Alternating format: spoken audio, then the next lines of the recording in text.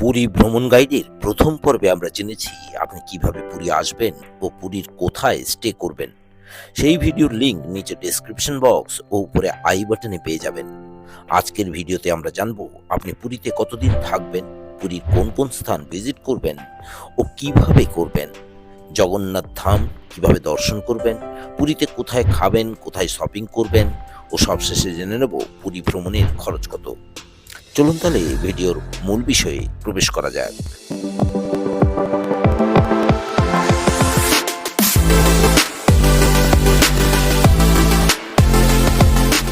পুরীতে জগন্নাথ দেবের মন্দির দর্শন, সমুদ্র স্নান, পুরী ও তার পার্শ্ববর্তী দর্শনীয় স্থানগুলি ভিজিট করার জন্য 3 রাত্রি ও 4 দিনের ট্যুর প্ল্যানগুলো আদর্শ।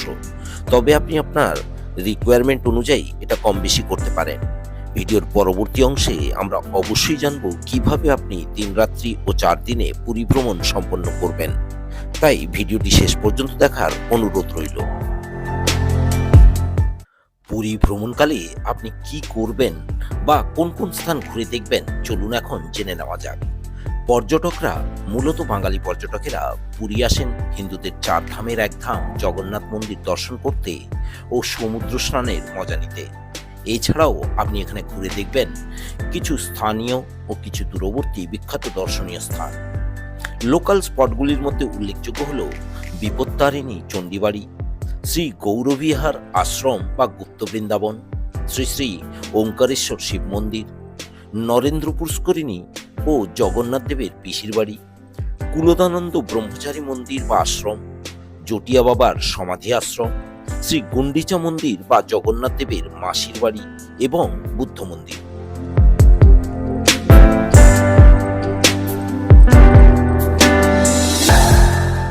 দূরবর্তী স্থানগুলির মধ্যে উল্লেখযোগ্য হল সুদান sand art museum, Chandrabhaga sea beach, কোণারকের সূর্য মন্দির ও নবগ্রহ মন্দির, ধৌলির শান্তিস্তূপ, লিঙ্গরাজ মন্দির, বিন্দুসাগর লেক, উদয়গিরি ও খণ্ডগিরি গুহা, নন্দনকানন চিড়িয়াখানা, চিল্কা লেক বোটিং ও ডলফিন পয়েন্ট। এছাড়াও ব্লু ফ্ল্যাগ বিচ বা স্বর্গদ্বার বিচে সময় কাটানো ও বিচ তীরবর্তী মার্কেটগুলিতে শপিংটা অবশ্যই মিস করবেন না। এই সকল অ্যাক্টিভিটিগুলি কিভাবে 3 রাত্রি 4 দিনের ট্যুর প্ল্যানে সম্পন্ন করবেন সেটা জানবো ভিডিওর পরবর্তী অংশে। কলকাতা থেকে রাতের ট্রেনে পুরী আসলে আপনি পুরী পৌঁছবেন সকাল 8টার মধ্যে। কোন ট্রেনে পুরী আসবেন সেটা জানার জন্য আমার এই ভিডিওটি চেক আউট করতে পারেন। ভিডিও লিংক নিচে ডেসক্রিপশন বক্সে পেয়ে যাবেন। পুরী স্টেশনে নেমে 150 থেকে 200 টাকার মধ্যে একটি অটো অথবা টোটোতে করে হোটেলে পৌঁছান। হোটেলে চেক ইন করে ফ্রেশ হয়ে হোটেলে অথবা বাইরে কোথাও ব্রেকফাস্ট করে চলে যান সমুদ্র স্নানে। ঘন্টা 2 সমুদ্রের ঢেউয়ের সাথে খেলা করে ফিরে আসুন হোটেলে। হোটেলে ফ্রেশ জলে স্নান করে লাঞ্চ করুন হোটেলের রেস্টুরেন্টে অথবা বাইরের কোনো রেস্টুরেন্টে। পুরীতে কোন রেস্টুরেন্টে ব্রেকফাস্ট, লাঞ্চ, ডিনার করবেন সেটা ভিডিওর পরবর্তী অংশে জানবো। লাঞ্চ করে হোটেলে এসে বিশ্রাম নিতে পারেন অথবা জগন্নাথ মন্দির দর্শনটা আজকেই সেরে ফেলুন। হোটেল থেকে একটি অটো নিয়ে চলে যান মন্দিরের কাছে। মন্দিরে প্রবেশের আগে জুতো, মোবাইল, ক্যামেরা প্রভৃতি মন্দিরের নির্দিষ্ট লকারে বিনামূল্যে জমা রাখুন ও মন্দির দর্শন করুন। বিকেলে ও সন্ধ্যার সময় মন্দিরে দর্শনার্থীদের বেশ ভিড় হয়, তাই এখানে সময় লাগবে প্রায় 3 ঘন্টা। মন্দির দর্শনের জন্য আপনি আপনার পূর্ব পরিচিত বা হোটেল থেকে কোনো পান্ডার সাহায্য নিতে পারেন। এই পান্ডাই আপনার হোটেলে মহাপ্রসাদ পৌঁছে দেবে। এক্ষেত্রে পান্ডা নেবে 500 টাকা এবং মহাপ্রসাদের জন্য 500 টাকা। মন্দির দর্শন করে চলে আসুন স্বর্গদ্বার বিচের ধারে বিচ মার্কেটে। এখানে শপিং করুন ও নানা প্রকার লোকাল খাবার টেস্ট করুন।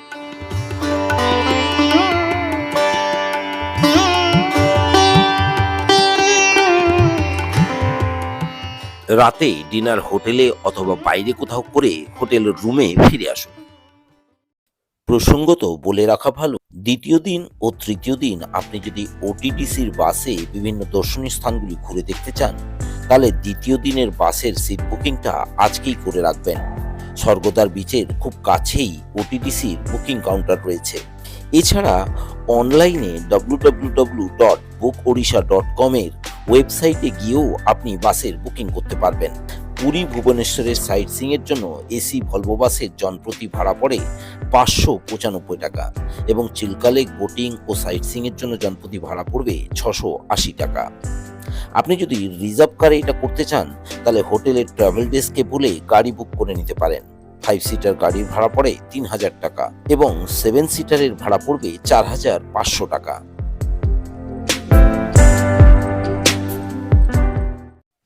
দ্বিতীয় দিন ঘুরে দেখবেন পুরী ও ভুবনেশ্বরের বিভিন্ন দর্শনীয় স্থান।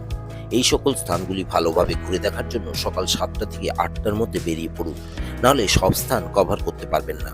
ওটিডিসির বাস বুক করে থাকলে সকাল 6:30টার আগে পান্থনিবাসের সামনে চলে আসুন, বাস এখান থেকেই ছাড়ে। প্রথমে ভিজিট করুন পুরী থেকে 6 কিলোমিটার দূরে অবস্থিত Sudam sand art museum. Entry fee 40 টাকা। এখানে অসাধারণ কিছু বালির শিল্পকর্ম দেখতে পাবেন।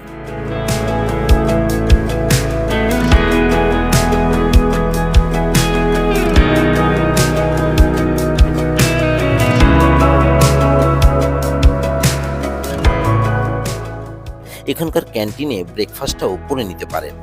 এরপর চলে আসুন চন্দ্রভাগা সি বিচে।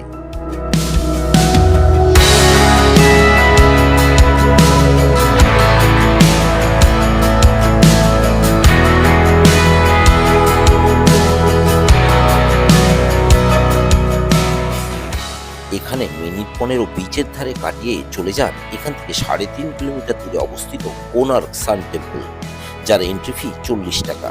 ওয়ার্ল্ড হেরিটেজ সাইট হিসেবে স্বীকৃত এই রথের আদলে তৈরি মন্দিরটি ঘুরে দেখতে সময় লাগবে 1 থেকে 1.5 ঘন্টা।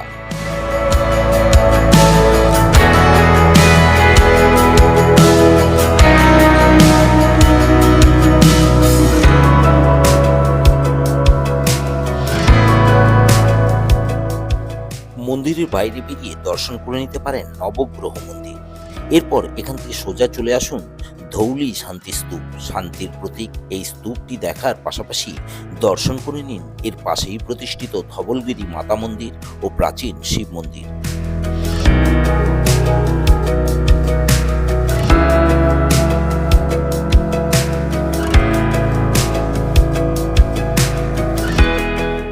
এখানে সময় লাগবে প্রায় 1 ঘন্টার মতো। এরপর এখান থেকে লিঙ্গরাজ মন্দিরের রাস্তায় কোনো রেস্টুরেন্ট থেকে লাঞ্চটা করে নিন।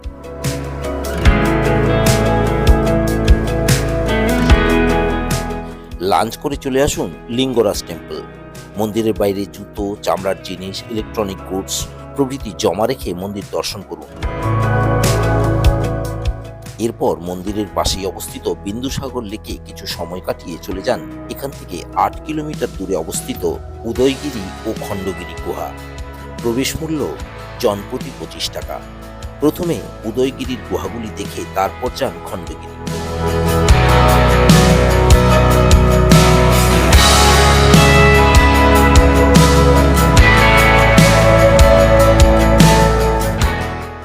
এই পাহাড়ের ওপর একটি দিগম্বর জৈন মন্দির রয়েছে।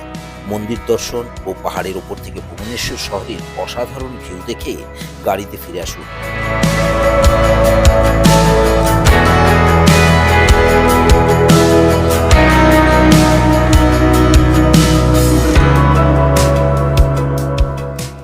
এরপর রওনা দিন আজকের শেষ গন্তব্যের উদ্দেশ্যে, নন্দনকানন জুলজিক্যাল পার্ক, যার উদয়গিরি খণ্ডগিরি থেকে দূরত্ব 18 কিলোমিটার। নন্দনকাননের এন্ট্রি ফি 50 টাকা, কিন্তু সমগ্র নন্দনকানন যদি ব্যাটারি চালিত গাড়িতে ঘুরতে চান তাহলে তার রেট জনপ্রতি 80 টাকা এবং বাস সাফারির ফেয়ার 120 টাকা।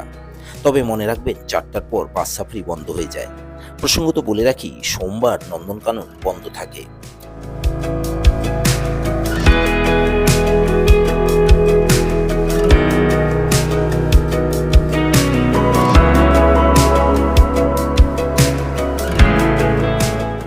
নন্দনকাননে নানা জীবজন্তু, পশু পাখি দেখে পুরী ফিরুন।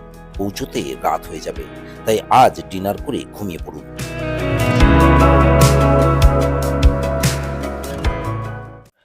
তৃতীয় দিনের গন্তব্য চিল্কা লেক। এখানে একটা কথা বলে রাখি, দ্বিতীয় দিনের পুরী ও ভুবনেশ্বর ট্রিপটা ওটিডিসির বাসের করার থেকে রিজার্ভ কারে করা ভালো, কারণ এক্ষেত্রে আপনি নিজের মতো সময় নিয়ে বিভিন্ন স্থান দেখতে পারেন। কিন্তু আজকের চিল্কা লেক ভ্রমণটা করার চেষ্টা করুন ওটিডিসির বাসে। কারণ 680 টাকার মধ্যে ওদের বোটিং ও ডলফিন পয়েন্টটা ইনক্লুড থাকে। রিজার্ভ কারে গেলে গাড়ি ভাড়া ও বোটিং দুটোরই টাকা গুনতে হবে, যা নেহাত কম নয়। গাড়ি ভাড়া পড়বে 1500 থেকে 2000 টাকা এবং বোটিং ও ডলফিন পয়েন্টের রেট 5500 টাকা। একটি ফ্যামিলির জন্য এটি গোটা বোট ভাড়া নিতে হবে। তার মানে আপনার গ্রুপে যদি 6 জন সদস্য থাকে তাহলে আপনার মাথাপিছু খরচ পড়বে প্রায় 1200 টাকা। সেখানে ওটিডিসির বাসে লাগবে 680 টাকা প্রতি ব্যক্তি। উপরি পাওনা হিসেবে একজন গাইড ও কিছু এক্সট্রা জায়গা দেখে নিতে পারবেন, যেমন আলারনাথ টেম্পল, চিল্কা ডেভেলপমেন্ট অথরিটির মিউজিয়াম, রাজহংস আইল্যান্ড প্রভৃতি। তৃতীয় দিন সকাল 6:30টার আগে পান্থনিবাসের সামনে চলে আসুন।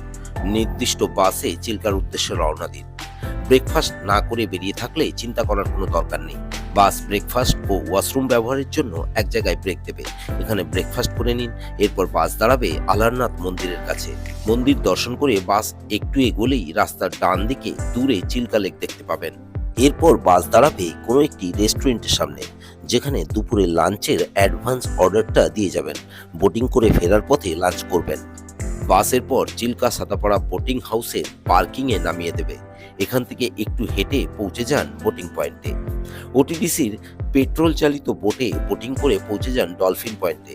যেহেতু ওটিডিসির বোটে মোটরের আওয়াজ কম হয়, তাই ডলফিন দেখার চান্স বেশি থাকে।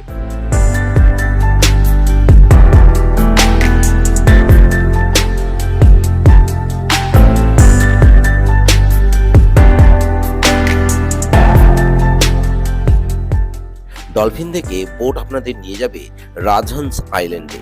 আইল্যান্ডে নেমে ঘোরার জন্য সময় পাবেন 40 মিনিট। এই সময়ে আইল্যান্ডের ঝাউবন ও আইল্যান্ডের অপর পারে দিগন্ত বিস্তৃত সমুদ্রের নীল জলের ঢেউ দেখে বোটে ফিরে আসুন।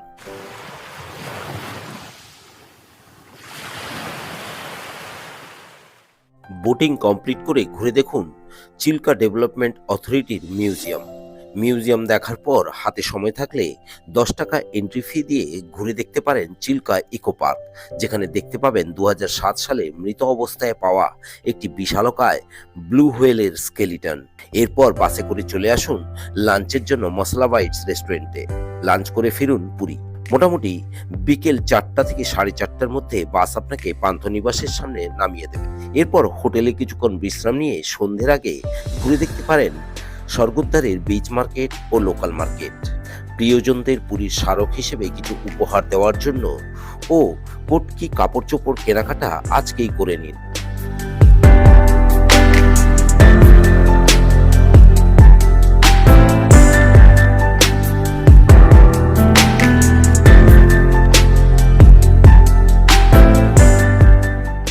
এরপর হোটেলে ফিরে ডিনার করে ঘুমিয়ে পড়ুন। আজ আপনার পুরী ভ্রমণের শেষ দিন। এই দিন আপনি ভোর 5:45-এর শতাব্দী এক্সপ্রেস অথবা 10:25-এর ধৌলি এক্সপ্রেস অথবা দুপুর 1:40-এর বন্দে ভারত এক্সপ্রেসে কলকাতা ফিরতে পারেন, অথবা একবেলায় পুরীর লোকাল সাইট সিইং করে রাতের ট্রেনে কলকাতা ফিরতে পারেন। তবে এক্ষেত্রে মনে রাখবেন, পুরীর অধিকাংশ হোটেলেই চেক আউট টাইম সকাল 8টা থেকে 9টার মধ্যে, তাই হোটেলে এক্ষেত্রে এক্সট্রা একদিনের পে করতে হতে পারে। চতুর্থ দিন খুব ভোরে উঠে পুরীর সমুদ্র সৈকতে সানরাইজ এনজয় করতে পারেন ও সৈকত বরাবর হেঁটে জেলেদের মাছ ধরার দৃশ্য উপভোগ করতে পারেন।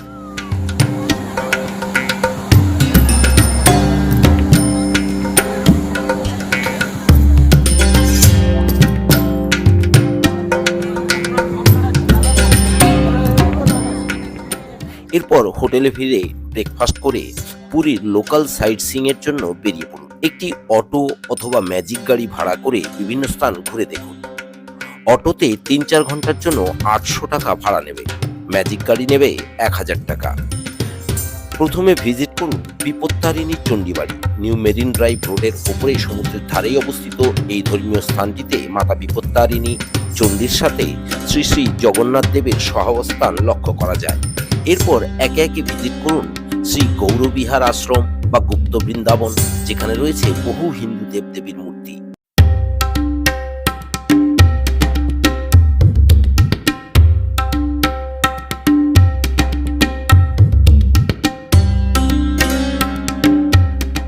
এরপর শ্রী শ্রী ওঙ্কারেশ্বর শিব মন্দির, যেখানে রয়েছে 108টি শিবলিঙ্গ।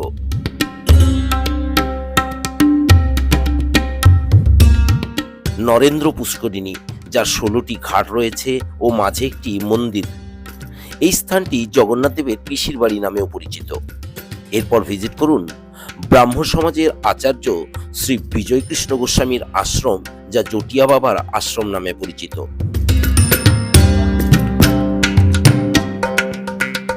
এই আশ্রমের অপর পাশেই রয়েছে কুলদানন্দ ব্রহ্মচারী আশ্রম বা মন্দির।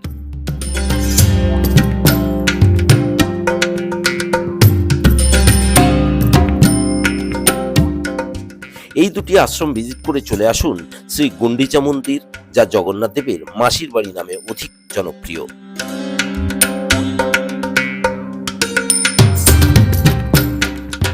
সবশেষে ভিজিট করুন বৌদ্ধ মন্দির ও সুদর্শন ক্রাফট মিউজিয়াম। পাথর ও কাঠের অসাধারণ শিল্পকর্ম ও সেই সঙ্গে প্যাগোডার আদলে তৈরি ছোট্ট বৌদ্ধ মন্দিরটি দেখে ফিরে আসুন স্বর্গদ্বার বিচের ধারে। এখানে কোথাও লাঞ্চ করে চলে যান নীলাদ্রি সমুদ্র সৈকতে।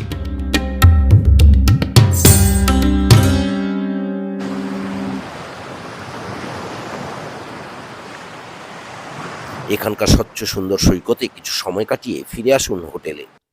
এরপর আপনাদের ট্রেনের সময় অনুযায়ী লাগেজ গুছিয়ে স্টেশনের উদ্দেশ্যে রওনা দিন। পুরী থেকে কলকাতা ফেরার রাতের ট্রেনগুলির লিস্ট স্ক্রিনে দিয়ে দিচ্ছি। এইগুলির মধ্যে যে কোনো একটি ধরে আপনি কলকাতা ফিরতে পারেন।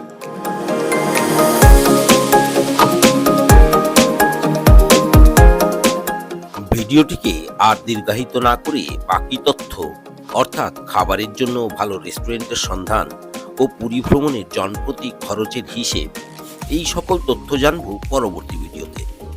আজকের ভিডিওটি কেমন লাগলো নিচে কমেন্ট করে জানাতে ভুলবেন না। ভালো লাগলে একটা লাইক করে দেবেন। চ্যানেলে নতুন হলে চ্যানেলটি সাবস্ক্রাইব করার অনুরোধ রইল। দেখা হচ্ছে পরবর্তী ভিডিওতে। ধন্যবাদ।